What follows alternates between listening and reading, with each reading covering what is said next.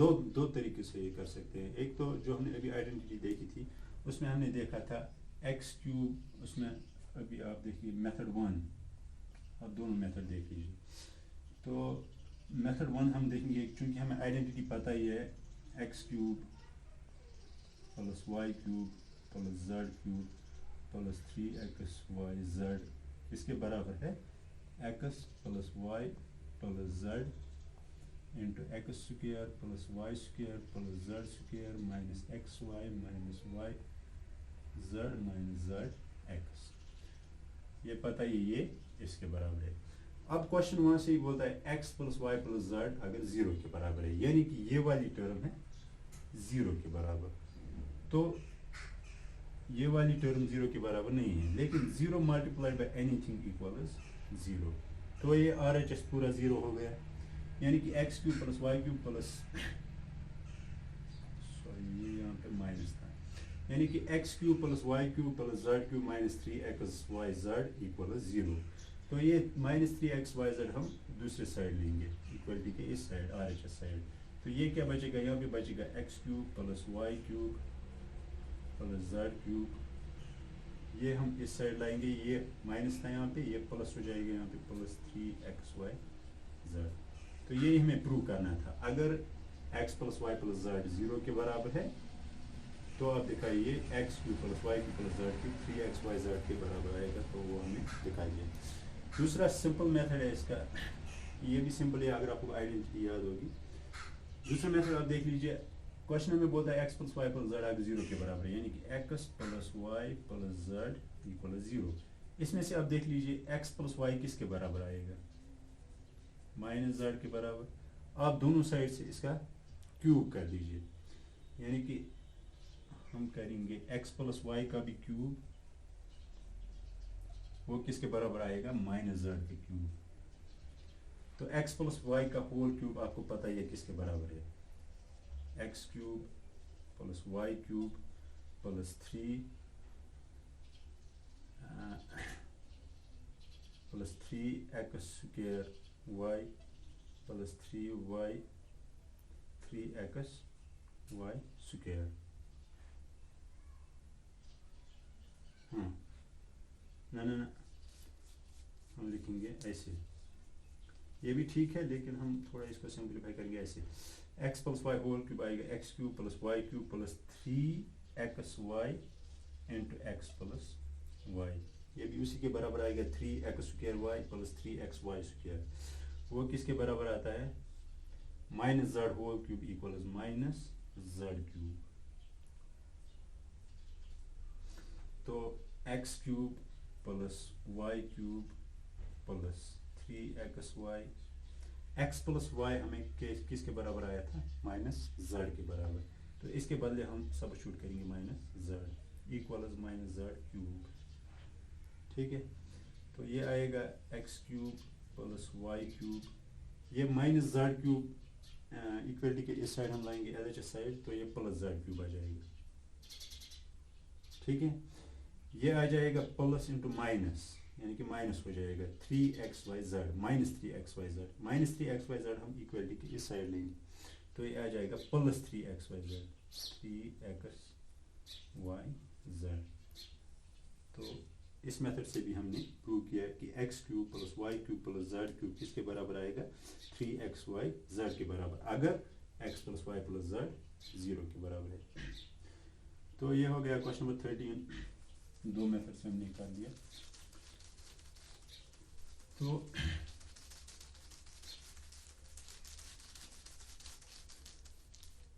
समझ कहीं पे नहीं आएगा तो आप पास करके फिर से देख लीजिएगा, रिवाइंड करके फिर से देख लीजिएगा।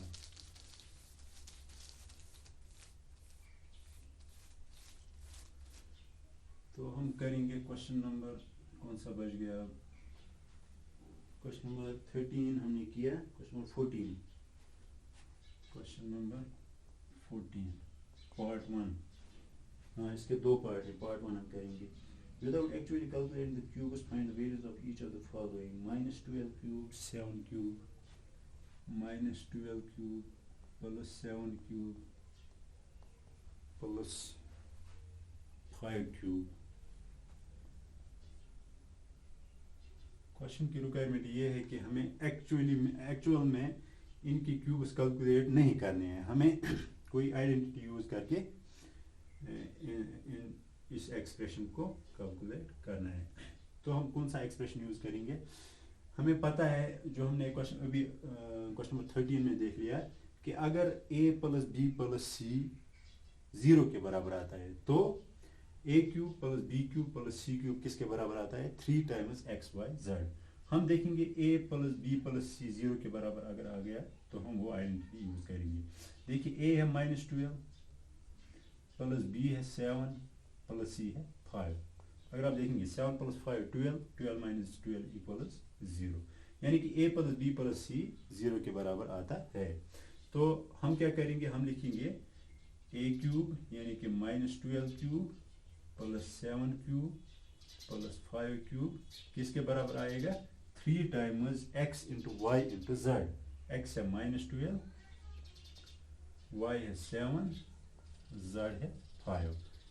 चूंकि a plus b plus c 0 के बराबर है, that means a cube plus b cube plus c cube किसके बराबर है? 3abc के बराबर। तो हम यही कैलकुलेट करेंगे 3abc। ये किसके बराबर आएगा?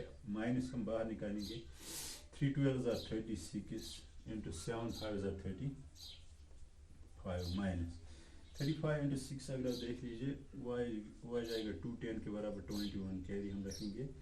35 इंटू 3 105 प्लस 21 आ जाएगा 126 के बराबर, यानी कि इस एक्सप्रेशन का वैल्यू हमें किसके बराबर आ गया? -1260 के बराबर। तो ये हो गया question number 14 part number 1। Question number 14 part number 1। इसमें और कितने पार्ट्स बचते हैं? इसमें एक ही पार्ट बचता है, वो आप खुद कीजिएगा। हम देखेंगे क्वेश्चन नंबर 15। क्वेश्चन नंबर 15 हम क्वेश्चन नंबर 14 में एक ही पार्ट बचता है, वो आप खुद कीजिएगा, सब्ट्रैक्ट हो जाएगी। क्वेश्चन नंबर 15 हम करेंगे पार्ट नंबर 1। क्वेश्चन नंबर 15 बोलता है give possible expression for the length and breadth of each of the following rectangles in which areas है given area is equal 25a square.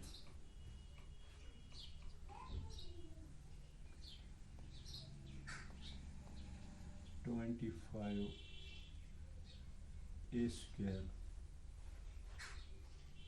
minus 35a plus 12 minus 35a plus 12। देखिए question हमें वहां से बोल रहा है कि एक रेक्टेंगल है, उसका एरिया इस एक्सप्रेशन की फॉर्म में दिया हुआ है। आपको हमें यानी कि हमें ढूंढना है कि इस रेक्टेंगल के लेंथ और ब्रेडथ क्या होंगे। वो हमें इन टर्म्स ऑफ ए आ जाएगा, नेचुरली इन टर्म्स ऑफ ए आ जाएगा। अगर आप इसको आप देखेंगे, ये क्वाड्रेटिक एक्सप्रेशन है, क्वाड्रेटिक पॉलिनोमियल है, इसकी डिग्री 2 है। तो इसको हम फैक्टराइज करेंगे, हम मिडिल टर्म इसकी स्प्लिट करके हम फैक्टराइज कर सकते हैं। तो उससे हमें आ जाएंगे, इसके 2 फैक्टर्स आ जाएंगे। वो 2 फैक्टर्स, उनमें से एक आ जाएगी लेंथ, दूसरी होगी ब्रेडथ। देखिए 25a square minus 35a plus 12। हम मिडिल टर्म को स्प्लिट कैसे करते हैं? मिडिल टर्म को हम स्प्लिट ऐसे करते हैं कि उन दो जो हम स्प्लिट करने के बाद जो 2 टर्म्स आएंगे उनका सम आना चाहिए बराबर मिडिल टर्म के नेचुरली, लेकिन उनका प्रोडक्ट आना चाहिए बराबर a इंटू सी के बराबर। तो b यानी कि b का प्रोडक्ट, इसमें 3 कोएफिशिएंट्स हैं, a 35 है, b ये है c। a किसका कोएफिशिएंट है, यानी कि 25 किसका कोएफिशिएंट है? a स्क्वायर का। 35 a माइनस 35 a का कोएफिशिएंट है, 12 है कांस्टेंट। तो ये जो b को हमें स्प्लिट करना है, -35 को हमें इस तरीके से स्प्लिट करना है कि उसका उन 2 टर्म्स का जो स्प्लिट करने के बाद 2 टर्म्स आएगी उनका प्रोडक्ट आना चाहिए a इंटू सी के बराबर। तो a इंटू सी क्या है? 25 इंटू 12 वो आ जाएगा 25 इंटू 12 300 के बराबर आ जाएगा। 35 को हमें सिम्प्लीफाई करना है आई से, हम लिखेंगे 35 के फैक्टर्स हम ढूंढेंगे। 35 के फैक्टर्स क्या क्या हैं? 1 है, 5 है, 7 है, फिर 35 है, बस इतने ही फैक्टर्स इसके हैं। तो अगर आप देखेंगे इधर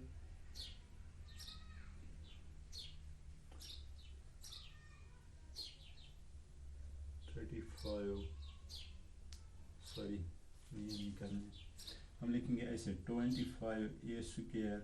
35 को हम 35a को हम ब्रेक डाउन करेंगे इंटू, अगर आप देखेंगे 15 और 20, 15 इंटू 20 आ जाएगा 300 के बराबर। तो हम लिखेंगे -15a -20a। देखिए -15a -20a फिर से आ जाएगा -35a के बराबर, प्लस 12 जो कांस्टेंट है। तो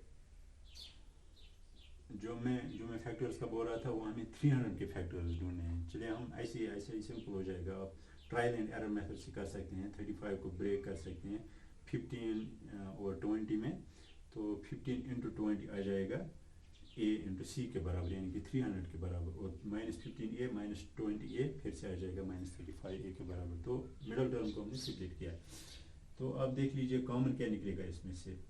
25 और 15 में कॉमन है 5, a² और a में कॉमन है a, यहाँ पे बचेगा फिर से 5a माइनस यहाँ पे बचेगा 3, ठीक है। तो यहाँ पे -20a और 12 में कॉमन क्या है? 4a, और यहाँ पे a नहीं है तो 4 ही कॉमन आएगा। तो यहाँ पे बचा 5a, यहाँ पे माइनस आ जाएगा क्योंकि माइनस फिर से प्लस आ जाएगा। तो 4 12 में से हमने बाहर निकाला तो वहाँ पे बचा 3।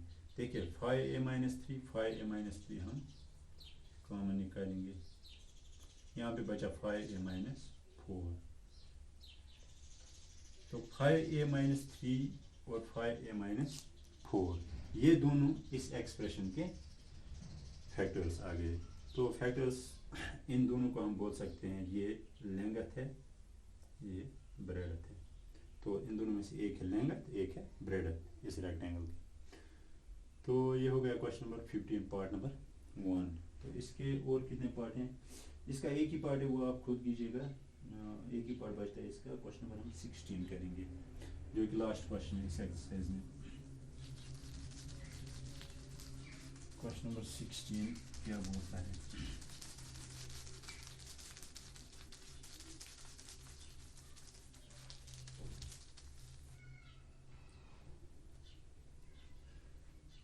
Question number 16।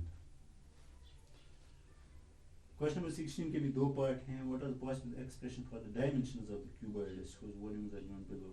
3x² - 12x। Volume हमें दिया हुआ है of cuboid 3x² = 3x² - 12x। देखिए क्यूब और क्यूबॉइड में आपको फ़र्क पता ही है। क्यूब का हर कोई साइड, हर कोई फेस स्क्वायर होता है, हर कोई एज जो है क्यूब का वो इक्वल होता है। लेकिन क्यूबॉइड में जो 3 डायमेंशंस हैं वो डिफरेंट होते हैं। उसमें होता है लेंथ, ब्रेडथ और हाइट। जैसे आप एक लॉन्ग एक रूम अगर आप देखेंगे, क्लासरूम देखेंगे, यूजुअली वो किसकी शेप में होता है? एक क्यूबॉइड की शेप में होता है। ऐसे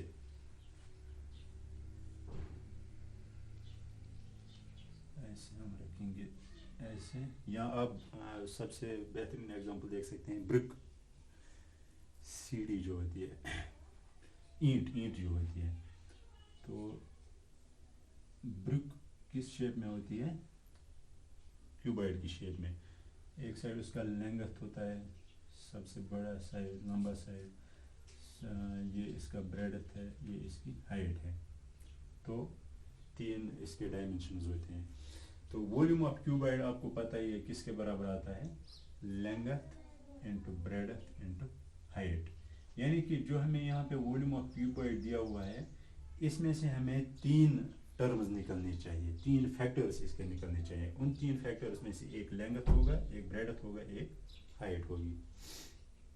तो वही हम देखेंगे, यानी कि इसको हम इसके हम तीन फैक्टर्स ढूंढेंगे। देखिए ये सिंपल ही है, अगर आप देखेंगे इन दोनों में से कॉमन क्या है, 3x² और 12x में कॉमन क्या है, यहाँ पे 3 है, यहाँ पे 12 है, हम 3 बाहर निकालेंगे, ठीक है। तो यहाँ पे x², यहाँ पे x है, हम x बाहर निकालेंगे। देखिए यहाँ पे क्या बचता है, 3 हमने बाहर निकाला, x² में से एक x बाहर निकाला, तो यहाँ पे बच गया 1x, ठीक है, माइनस 12 में से हमने 3 बाहर निकाला, यहाँ पे बचा 4, x हमने बाहर ही निकाला, यहाँ पे और कुछ नहीं बचा। तो देखिए तीन टर्म्स आ गई, 3x और x माइनस 4, 3x और x माइनस 4। इन तीनों में से एक हो सकती है लेंथ, एक हो सकती है ब्रेड, एक हो सकती है हाइट। तो वो कोई सी भी हो सकती है, 3 हो सकती है, लेंथ या ब्रेड या हाइट हमें डेफिनेट फॉर श्योर पता नहीं है, ये एक पॉसिबल एक्सप्रेशन है। तो जो हमें तीन डायमेंशंस आ गए इसके, एक तो आ गया 3, दूसरा आ गया x, तीसरा आ गया x माइनस 4। इन तीनों में से एक लेंथ हो सकती है, एक ब्रेड है, एक हाइट। तो ये हो गया क्यूबॉइड का हमें वॉल्यूम दिया हुआ था, हमने इसके तीन फैक्टर्स ढूंढ लिए, तो इसके तीन पॉसिबल डायमेंशंस आ गए हमारे पास। तो क्वेश्चन नंबर 16 का ये पार्ट 1 था। तो इसमें अब बचता है एक पार्ट, वो आप खुद कीजिएगा। इसी तरह से कॉमन निकालना है कुछ, फिर दो तीन फैक्टर्स आ जाएंगे, तीन फैक्टर्स आ जाएंगे, तीन में से एक लेंथ होगी, एक ब्रेड होगी, एक हाइट होगी। तो ये हो गई कंक्लूड एक्सरसाइज 2.5। एक्सरसाइज 2.5 कंक्लूड हो गई। इसी के साथ चैप्टर जो पॉलिनोमियल्स था वो भी ख़त्म हो गया। इंशाल्लाह नेक्स्ट टाइम हम दूसरा चैप्टर देखेंगे, कौन सा हम उठाएंगे।